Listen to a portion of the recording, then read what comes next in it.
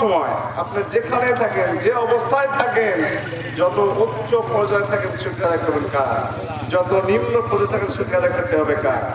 একজন আল্লাহওয়ালা ব্যক্তি দুনিয়াতে 1000 বছর জীবিত ছিল। কত বছর বললাম?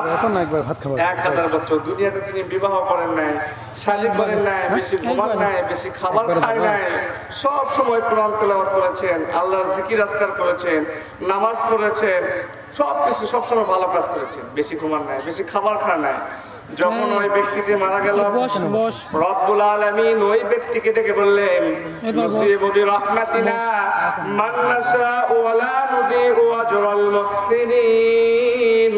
আমি রব যাকে ইচ্ছা তাকে আমার রহমত বরকত আর নিয়ামতগুলো দিয়ে সম্মানিত করি।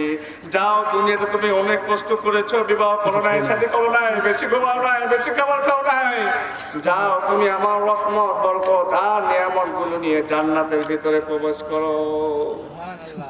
তখন ওই ব্যক্তির, আপনারা তো সুবহানাল্লাহ বললেন, তখন ওই ব্যক্তি বলল, ওই ব্যক্তি বলে উঠলেন, ওগো আরশের মালিক,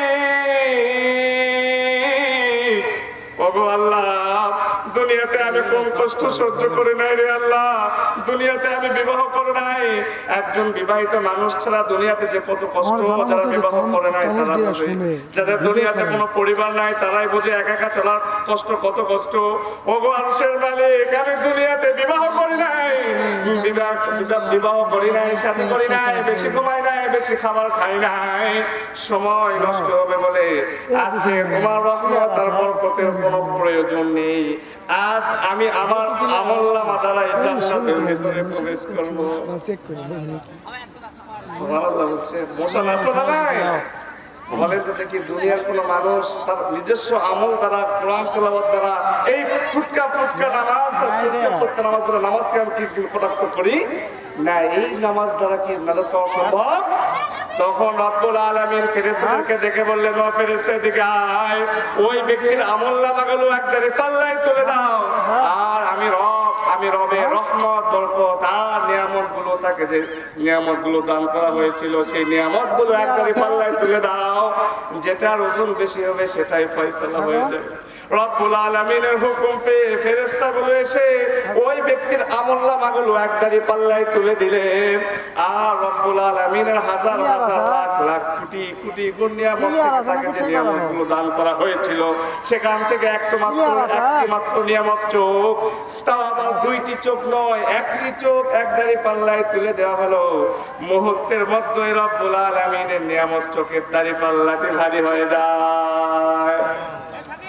তখন রব্বুল আলামিন ফেরেশতাদেরকে ডেকে বললেন, ও ফেরেশতা যাও, এই ব্যক্তিকে টেনে হিঁচড়ে জাহান্নামের অতল গহ্বরে পৌঁছে দাও। রব্বুল আলামিনের হুকুম পেয়ে ফেরেশতাগুলো এসে ওই ব্যক্তির গলায় দড়ি লাগিয়ে টেনে হিঁচড়ে জাহান্নামের দিকে নিতে লাগলেন। তখন ওই ব্যক্তি কাঁদতে লাগলেন এবং বলতে লাগলেন, ওগো আরশের মালিক, ওগো আল্লাহ, আমি তো বড্ড বেশি ভুল করেছি রে আল্লাহ, আমি বড্ড বেশি ভুল করেছি, তুমি আমাকে মাফ করে দাও। আর একটা কথা বলি, সেটা হলো, দুনিয়ার কোন মানুষ তোমার রহমত বরকত আর নিয়ামত ছাড়া একজন ব্যক্তিও জান্নাতের ভিতরে প্রবেশ করিতে পারিবে না। এজন্য প্রশংসা করতে হবে কার? কথা বলেন, শুকরিয়া আদায় করতে হবে কার? আমরা সব সময় একজনের প্রশংসা করব, তিনি কে?